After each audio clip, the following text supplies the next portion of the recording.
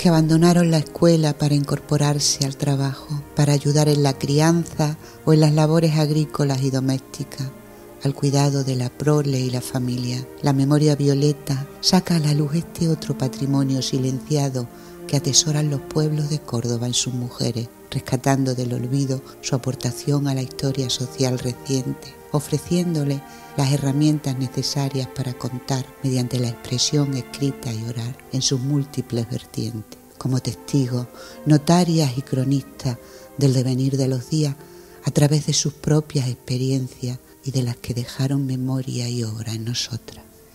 Marianita, metida en su cuarto, no paraba de considerar si don Carlos me viera bordando la bandera de la libertad.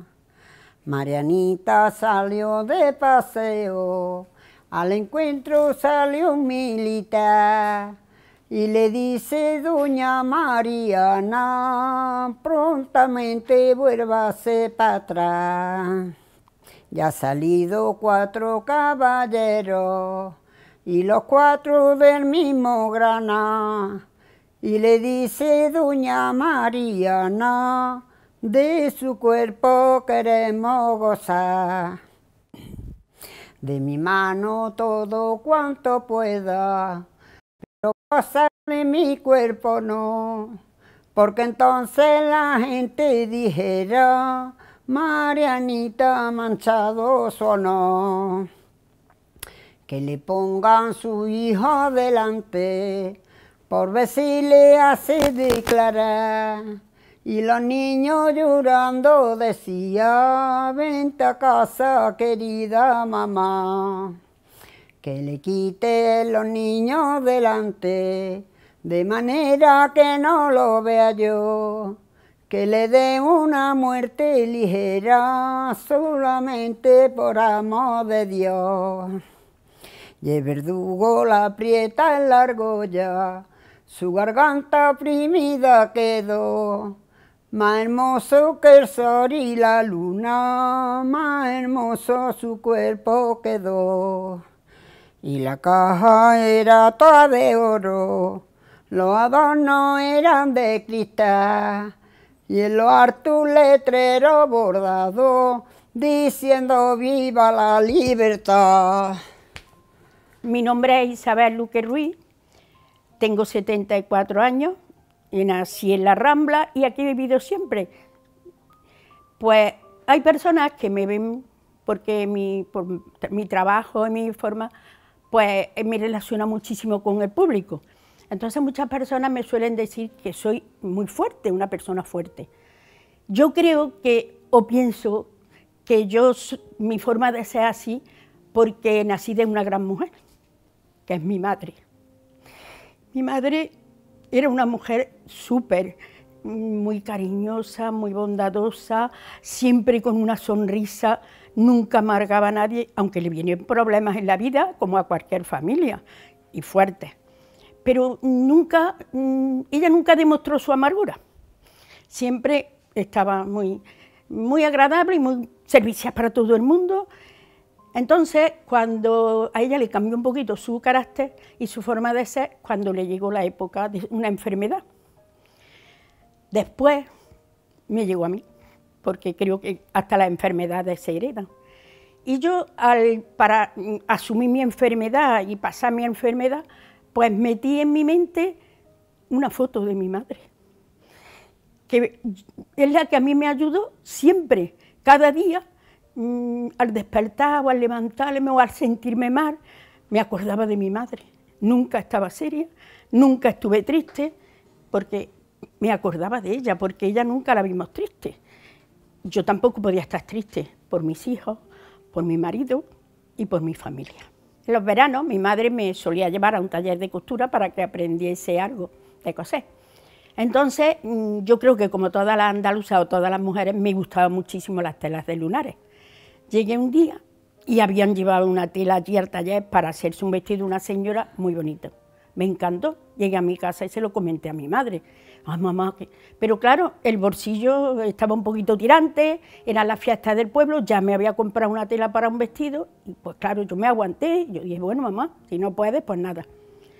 Pero a los 2 días, pues, ¿cuál no sería mi sorpresa cuando llego a mi casa y veo encima de mi cama un papel liadito? Voy y lo miro, y allí estaba la tela que a mí me había gustado. Entonces yo le pregunté, pero mamá, ¿cómo has conseguido? Y me comentó, mira, como siempre en el corral hay gallinas, gallos y animales, y para pasar la feria tenemos varios, pues he vendido una pava, y con el dinero de la pava pues te he comprado la tela para el vestido. Eso no lo olvidaré, eso está aquí. Yo empecé a trabajar en un primer súper que pusieron aquí en la Rambla, y entonces era una época mala, era unos años de tirantes. Pues un día se me presenta una niña con 5 o 6 años, no era mayor, y me dice, mi madre ayer trajo un hermanito al mundo y ya está aquí en la Rambla, pero ahora ni mi madre ni yo tenemos para comer. Y mi madre me ha dicho que viniese a hablar contigo, a ver si me podías dar una habichuela, unos garbanzos y algo, que ella los guisaba y podemos comer. Y mi madre, cuando pueda salir a la calle y trabajar, ganar algo, te lo pagaría. No. Yo le dije, pues sí, te lo doy. Te doy los garbanzos, te doy las habichuelas, te doy tu choricito, te doy tu morcilla, y dile a tu madre que el de arriba me lo pagará. Ya está. Y además había personas, yo qué sé, personas que no merecían vivir ni pasar esas necesidades, ni, no sé, fue una época muy dura, muy dura. Soy hija de una madre estupenda y un padre fenómeno también, pero mi madre es viuda de guerra. Mi madre, el marido se lo llevaron a la guerra, lo mataron en un pueblo de Madrid, y siempre se supo eso, que se había matado, pero ella tenía 2 hijos y embarazada de otra niña, que no lo sabía porque estaba en cuarentena. En la cuarentena se quedó en estado. Y mi padre, pues también era viudo, también con 3 niños, 2 varones y una hembra.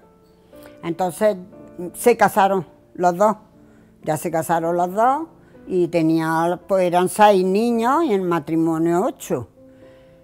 Y luego nací yo, después nací yo. Y después de mí 3 más, 4. Nos juntábamos 10 hijos. Y una sobrina que cogió mi madre de una hermana suya. También la crió mi madre y es mi hermana. Y mi madre pues ha estado toda la vida trabajando en el campo, manijera, de hombres y de mujeres. Ella no ha discriminado ni los hombres ni las mujeres, los ponía revueltos, para que no hubiera problemas de decir que corren los hombres más, que corren las mujeres más, no. Ella los ponía para que todo el mundo fuera a la vez con ella. Y la querían todos mucho y estaban todos muy contentos con mi madre. Pues sí, mi madre parió el día 10 de febrero y estaba en una aceituna, en Los Cortijillos, que es un cortijo aquí cerca. Estaba allí y claro, pues mi madre parió y la niña, ¿dónde la iban a dejar? Pues al campo con ella. Me metía en un serón, me colgaba en un olivo y tapaba con las bardas de los mulos y de todo. Y cuando lloraba, pues hasta que ella me iba a dar la teta, la niña, el que pasaba me decía, le daba un meneo, ya está, la niña callada. Y hasta que ella le daba la tetica. Yo nací el día 10 y el día 15 ya estaba en el campo. Por eso tan jovencita fui al campo, con 10 años fui a la aceituna a coger aceitunas por cuenta. Yo me llamo Antonia Pilar Ruiz Sierra. Antonia por mi abuela materna y Pilar por el día en que mi madre se puso de parto. Tengo 64 años y voy a hablar un poquito de mi madre, como un homenaje. Mi madre se llamaba Eulalia. Alguien me dijo que ese nombre significaba la bien hablada Y creo que es verdad que los nombres marcan mucho, porque mi madre realmente era una persona que se expresaba muy bien, muy correcta, muy comedida y hablaba de una manera, jamás le oí a mi madre un taco.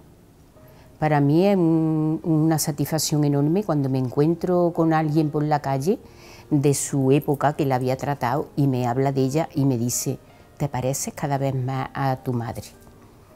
Qué alegría, qué satisfacción enorme. Tengo unos recuerdos entrañables de mi madre, quizás los primeros que me vienen a la memoria cronológicamente hablando de cuando era muy pequeñita.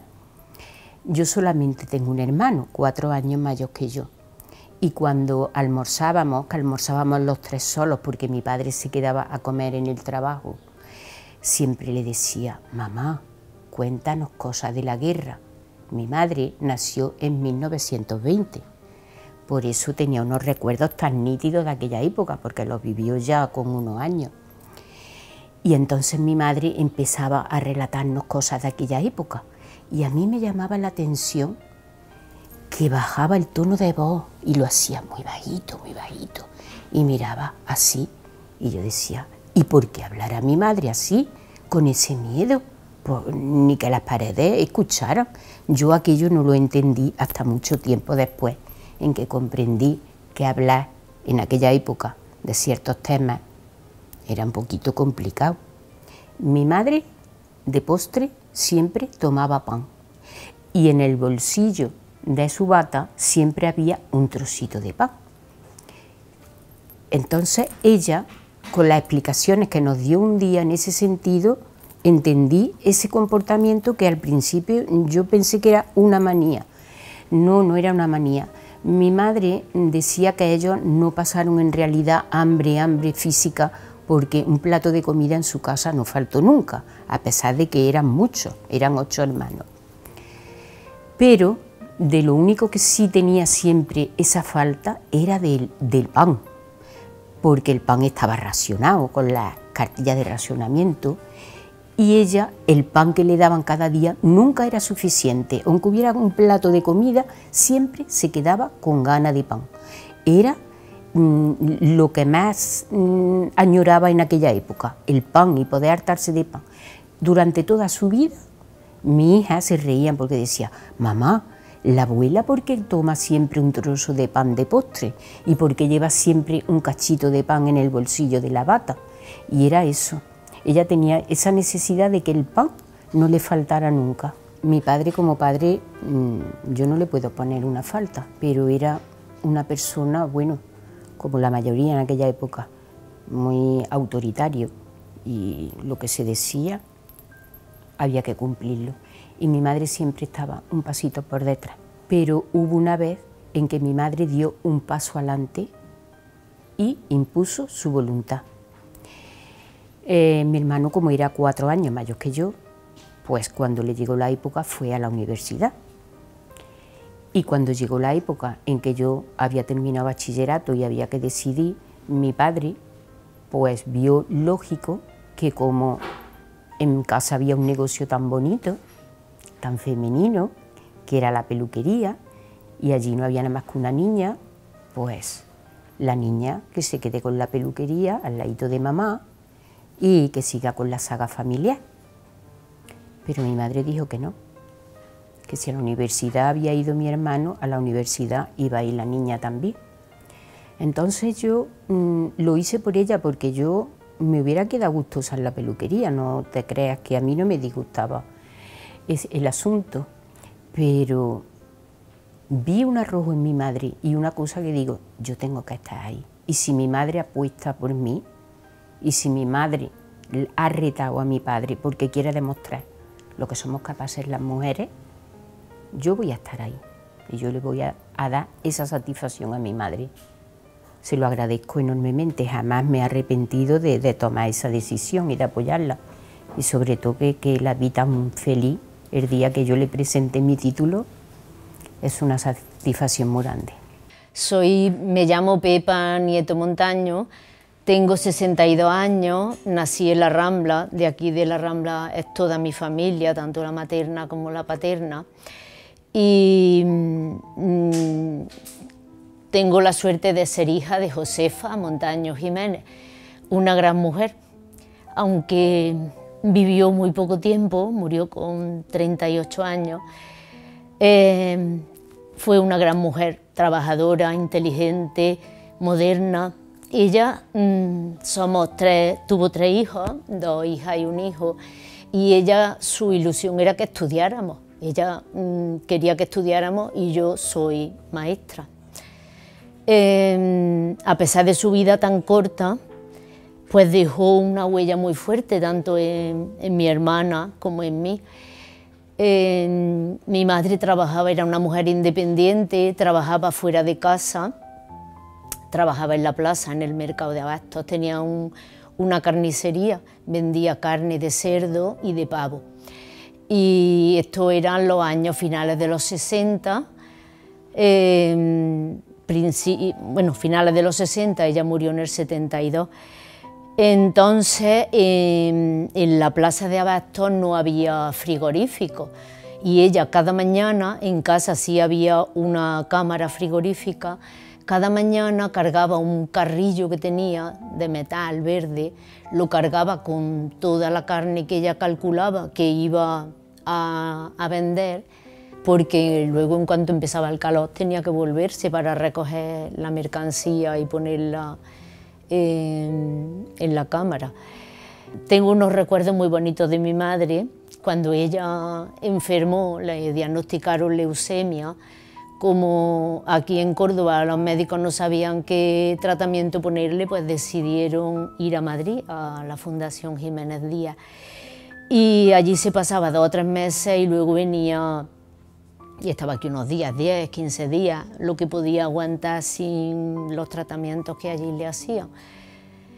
Y yo tengo el recuerdo de cuando ella no se encontraba bien, pues se quedaba todo el día metida en la cama. Y mi hermano y yo pues estábamos allí.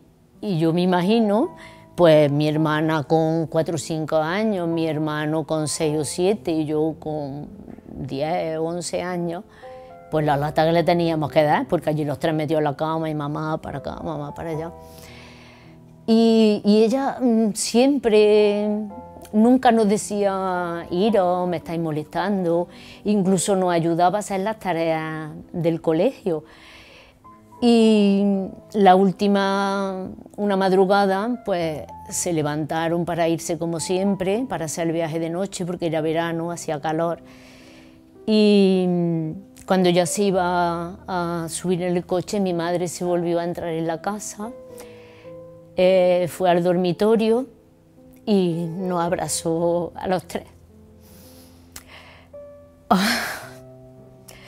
Nos besó, nos abrazó, hasta que mi padre le dijo: Josefa, nos tenemos que ir. Se montó en el coche y le dijo: Antonio, yo ya no lo voy a volver a ver nunca más. El viaje de vuelta lo hizo en un ataúd y mi padre en el asiento del acompañante del conductor de la ambulancia, porque era muy caro hacer el traslado en un coche fúnebre, y entonces los médicos, como había estado tanto tiempo allí, pues le hicieron el favor de traerla hasta Córdoba en una ambulancia, como si estuviera viva. Si los pasaba la policía tenían que decir que acababa de morirse, y así llegaron mi padre cuenta que claro, el conductor, cuando llegó la hora de comer, pues se pararon a comer, con todas las paradas que tuvieron que hacer a lo largo de todas esas horas hasta que volvieron. Aún así, me siento afortunada el balance de la vida, pues lo hago en positivo, por todo lo que aprendí de mi madre, por todo lo que me enseñó, por cómo era, por su actitud ante la vida, por su fortaleza. Y además, a los 2 años de morir mi madre, mi padre se volvió a casar con otra gran mujer, Antonia. Antonia no tuvo hijos, nos tuvo a nosotros, que no éramos sus hijos, la quisimos muchísimo, la cuidamos hasta que murió, pero tuvo nietos, porque mi hija y los hijos de mi hermano la llamaban abuela Antonia. Entonces ella no tuvo hijos, pero tuvo 6 nietos que la quisieron muchísimo.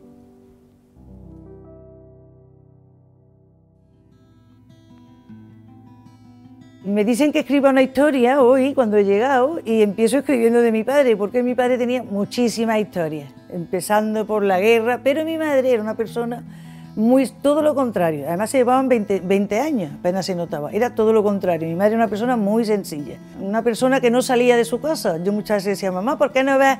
Bueno, no le gustaba salir. Y no se preocupaba por ella, siempre pendiente de los demás. Ella se sabía la cita de los médicos de los demás y a lo mejor se le olvidaba la suya. De pequeña, pues siempre trabajando en una cocina inmensa. Yo vivo en esa casa, ahora la cocina es la mitad. En una cocina inmensa, con un fuego de palo, que no había butano, y tenía que soplar todas las mañanas para calentar el café. Y recuerdo sobre todo la algarabía que se armaba los días de matanza. Nosotros teníamos siempre, todos los años, una serie de cerditos, los criábamos, llegaba a la matanza.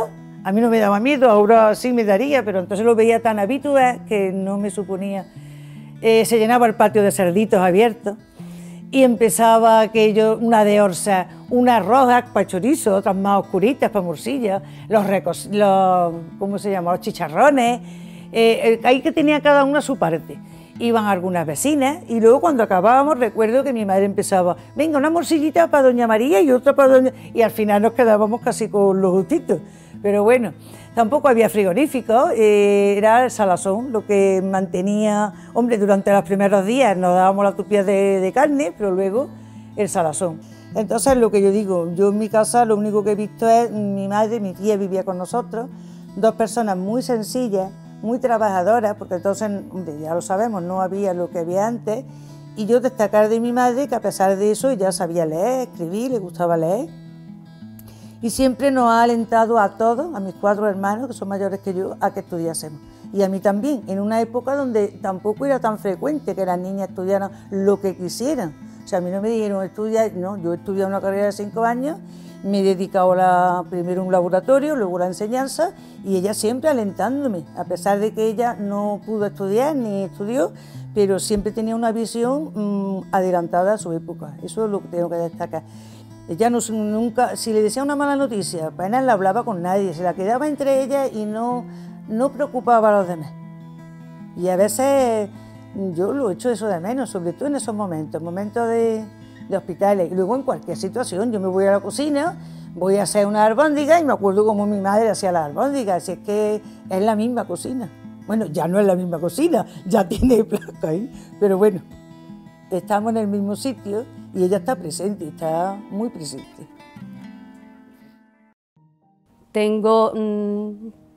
Nací en el 51, tengo 71 años, claro, y os voy a hablar sobre mi abuela, porque era una persona muy especial en la Rambla, en todo el pueblo, porque curaba a muchísima gente. Entonces iba poquísima gente al médico, y mi abuela tenía la casa de gente llena todos los días. Se juntaban hasta 3 y 4 personas, como si fuera una consulta de un médico, porque curaba lo que ahora se llama la depresión, pues antes era madreo, que eso en la Rambla sigue siendo también, porque eso es tener tristeza, tener un pellizco cogido en el estómago, que no se sabe lo que pasa, se quita el apetito y la persona se pone mal.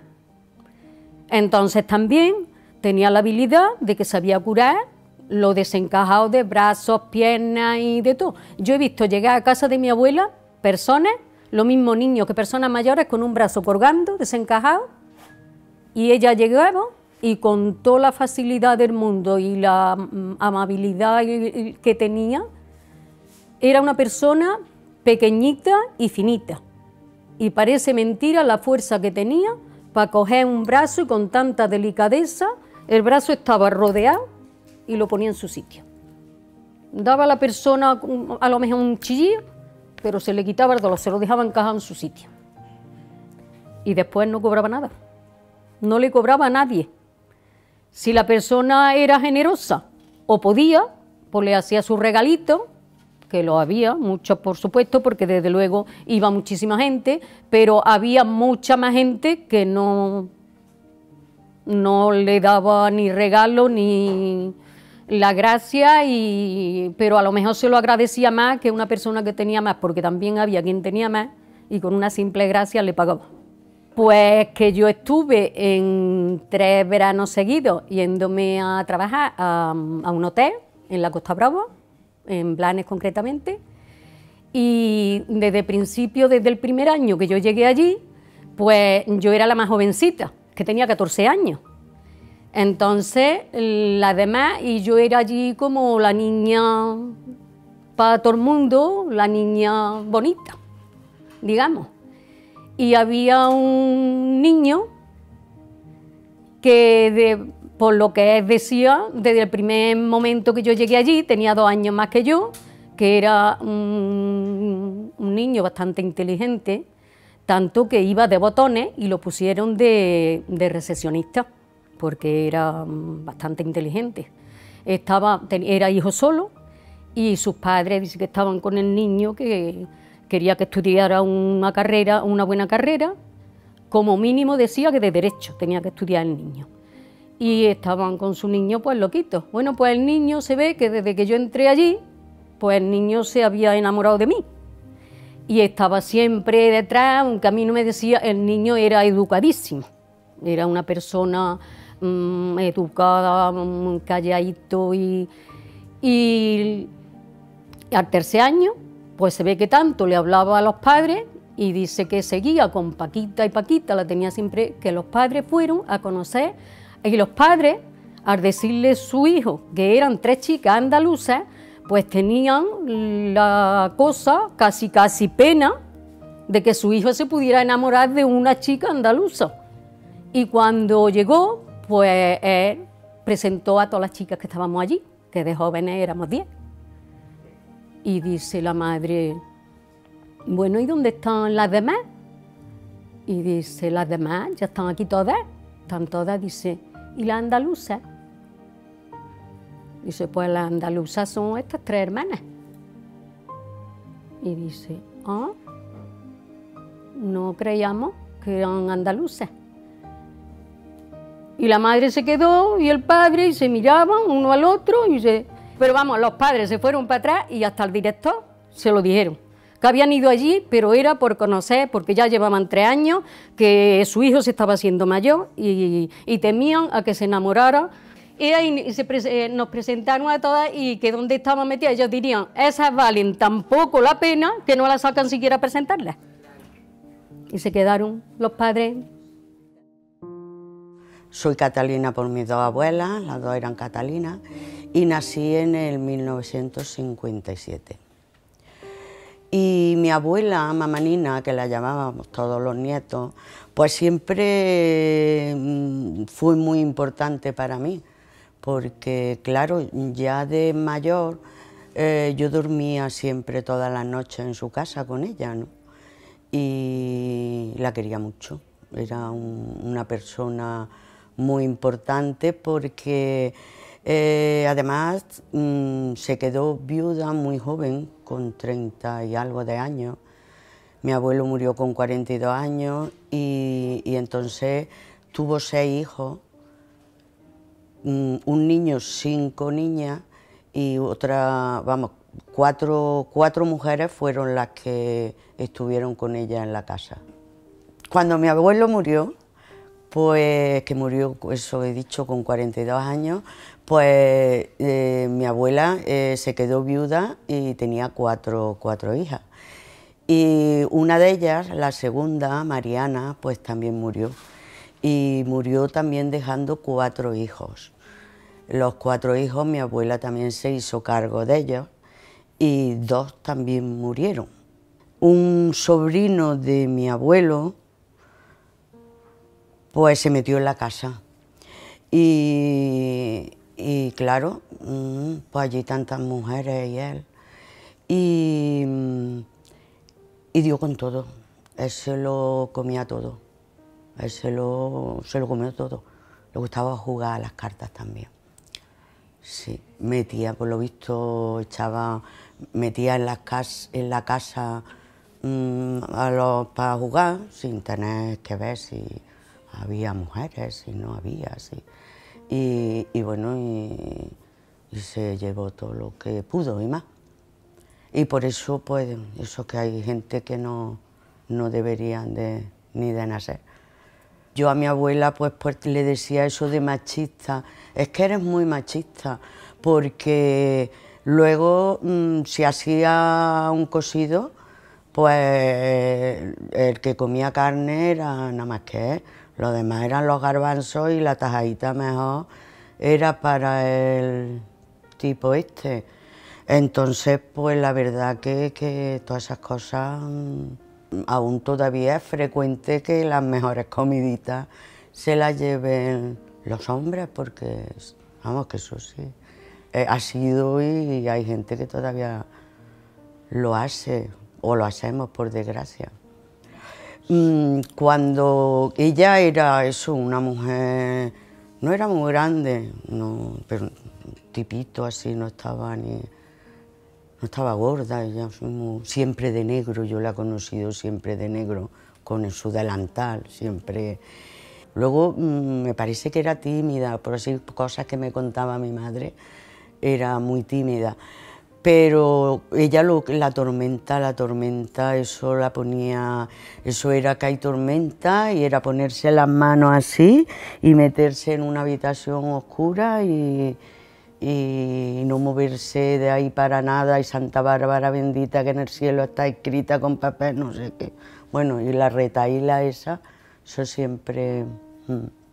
Y luego lo que te contaba de la guerra civil, que contaban ellas también que llegaban los falangistas y que ellas tenían sus jamoncitos y llegaban y se los requisaban todos y se los llevaban todos y las dejaban a las pobres a dos velas. Soy de la Rambla, nací en el 1953 y siempre he vivido aquí en la Rambla. Cuando pequeña me crié en el Colegio del Espíritu Santo, que es donde tenemos el Nazareno aquí en la Rambla. Pero da la casualidad de que mi madre no, pero mi abuela se crió allí.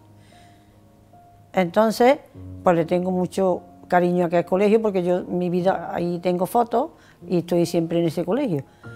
Y ya está, y yo trabajo en el campo, como aquí en la Rambla, la mayoría.